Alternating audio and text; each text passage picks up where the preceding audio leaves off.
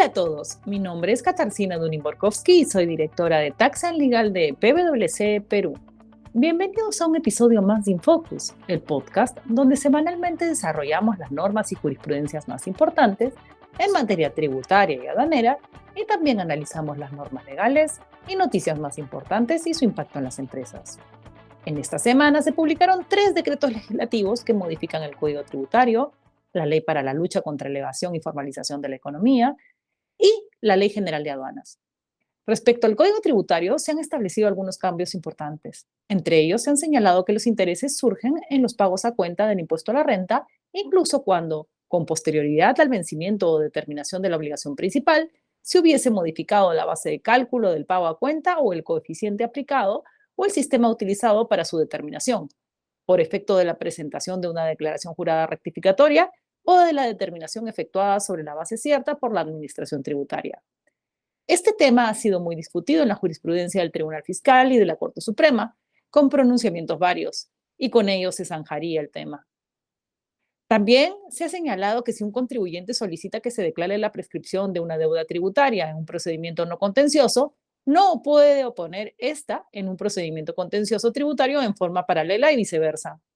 Agrega la nueva regulación que en el caso que se encuentre en trámite un procedimiento en el que se haya invocado la prescripción y se inicie uno nuevo respecto del mismo tributo y o infracción o periodo, se declarará la improcedencia del segundo procedimiento. Finalmente, se ha señalado que las reclamaciones y apelaciones deberán interponerse a través de un escrito en el que se identifique el acto reclamable, materia de impugnación, los fundamentos de hecho y, cuando sea posible, los de derecho. Antes solo se decía que fuera con escrito fundamentado. En el siguiente bloque del podcast, con Roberto Polo vamos a conversar sobre las modificaciones que nos parecen más relevantes de la Ley de Lucha contra la Evasión y Formalización de la Economía. Por otro lado, SUNAT también estuvo activa en lo que se refiere a publicaciones.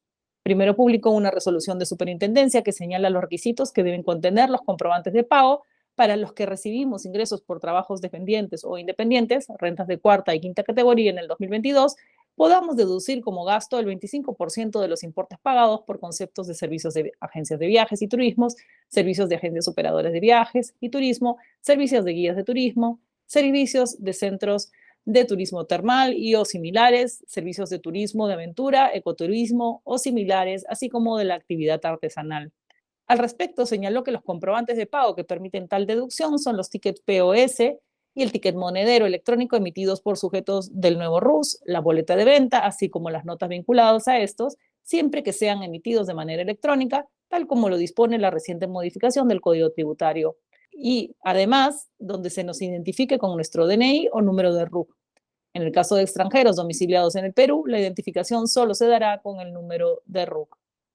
Y segundo, SUNAT publicó un informe que concluye que si se contrata a un trabajador agrario por un periodo menor a un mes calendario y por ello le corresponde una remuneración menor a la remuneración mínima vital, la base imponible mínima mensual que se debe considerar para calcular el aporte de salud es la remuneración mínima vital.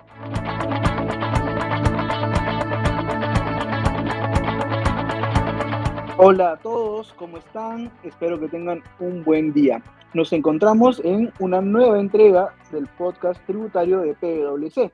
Mi nombre es Roberto Polo y junto con Katarzyna vamos a comentar ahora qué cosa nos ha traído el decreto legislativo 1529.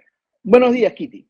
Hola, Roberto. Gracias por el pase. Sí, Roberto, la semana pasada se publicaron 3 decretos legislativos, uno de los cuales modifica el texto único ordenado de la Ley 28194, Ley para la Lucha contra la Evasión y para la Formalización de la Economía, que usualmente la conocemos más como la norma de ITF. Este decreto legislativo ha traído algunas modificaciones, entre ellas ha rebajado o ha reducido el monto a partir del cual debemos bancarizar nuestras operaciones efectuadas en dinero. Al día de hoy los montos son 2.000 soles o $500. Kitty, ¿y este cambio cuándo entra en vigencia? Entra en vigencia el 1 de abril del 2022. Es importante tener en cuenta, ¿no?, que los pagos en dinero que se efectúen sin utilizar medios de pago cuando es obligatorio utilizarlos, es decir, cuando la operación es mayor a 2.000 soles o a $500 a partir del 1 de abril del 2022, no dan derecho a deducir gastos, costos o créditos para fines tributarios, ni dan derecho a efectuar compensaciones, ni a solicitar devoluciones de tributos, saldos a favor, reintegros tributarios, recuperaciones anticipadas o la restitución de derechos arancelarios conocida como drawback. Esta es la primera gran modificación que nos trae la ley y cuyo objetivo es la lucha contra la evasión tributaria. De acuerdo, Kitty. Recuerdo que hace unos episodios atrás nosotros comentábamos cuáles eran los pendientes de parte del Ejecutivo, y este era uno de ellos justamente, el tema de la reducción del monto a partir del cual surge la obligación de utilizar medio de pagos. Ahora ya tenemos todos claro que se ha reducido de forma efectiva, pero con vigencia a partir del mes siguiente. ¿Qué otro cambio nos puedes comentar, Kitty? Sí, Roberto, otra modificación importante es que se ha reducido o en todo caso se ha introducido una formalidad a la posibilidad de hacer pagos por terceros. Por ejemplo, mi acreedor me dice, no me pagues en mi cuenta bancaria, págale en la cuenta bancaria, no sé, de otra empresa hermana o vinculada o en la cuenta de mi esposa o en la cuenta de mi esposo, etcétera, o en mi cuenta personal, ¿no? Si bien es cierto que todavía está permitido, pero antes de que ocurra esa situación, yo tendría que notificarlo o informarlo a la administración tributaria mediante una declaración que todavía no existe, pero la norma dice que mientras que no exista, yo tendría que presentar una carta a través de mesa de partes y informar de tal hecho. Entonces, a partir del 1 de abril del 2022, yo ya no voy a poder efectuar pagos a una cuenta distinta a la del acreedor si es que quiero acreditar medio de pago, ¿no? Salvo que comunique previamente a la administración tributaria que voy a realizar este acto, ¿no?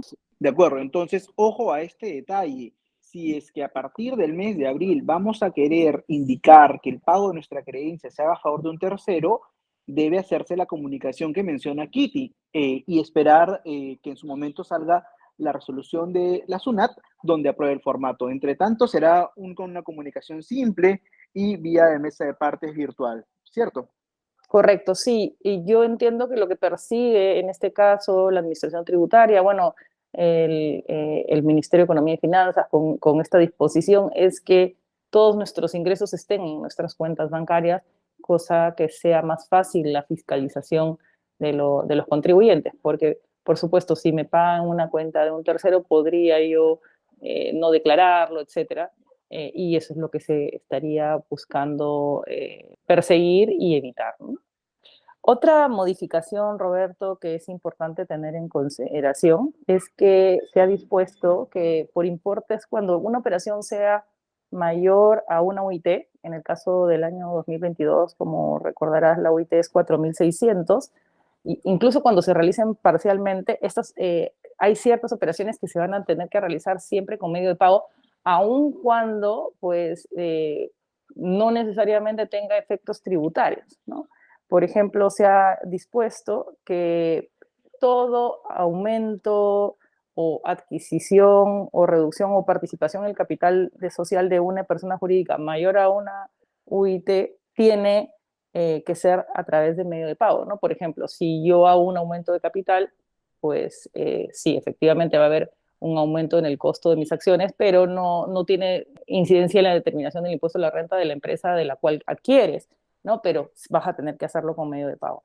Adicionalmente, también la transferencia de propiedad o constitución de derechos reales sobre vehículos nuevos o usados, ya sean aéreos, marítimos o terrestres, también voy a tener que pagarlo a través de medio de pago. Obviamente siempre partiendo del supuesto que estamos en una operación que se pague en dinero, ¿no?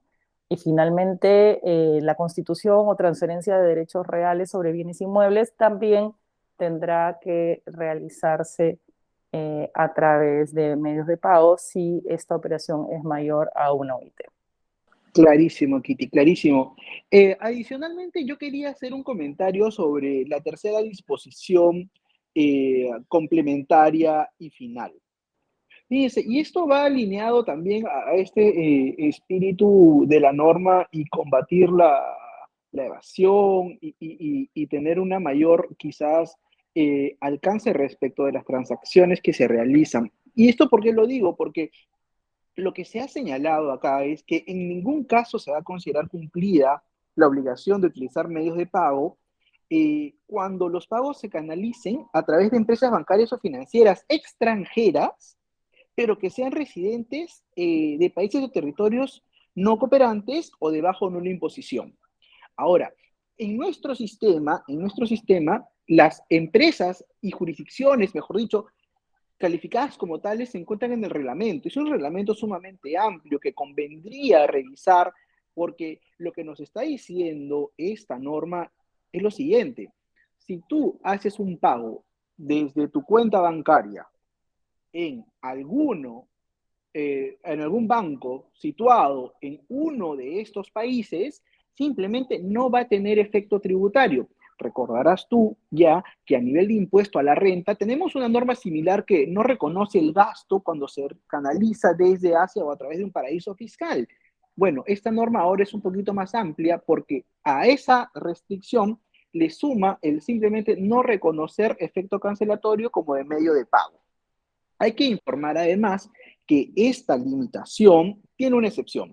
Y la excepción es que además de calificar como territorio de baja o nula oposición o no cooperante, no se debe tener vigente con el Perú un acuerdo de intercambio de información tributaria o un convenio para evitar la doble imposición que incluya una cláusula de intercambio de información. Nuestra lista de tratados para evitar la doble imposición es muy reducida. Habrá que ver en cada uno de ellos si es que tiene la cláusula de intercambio de información. Hasta donde yo recuerdo, los que he revisado si la tienen, pero además habrá que tener cuidado de este otro acuerdo de intercambio de información tributaria.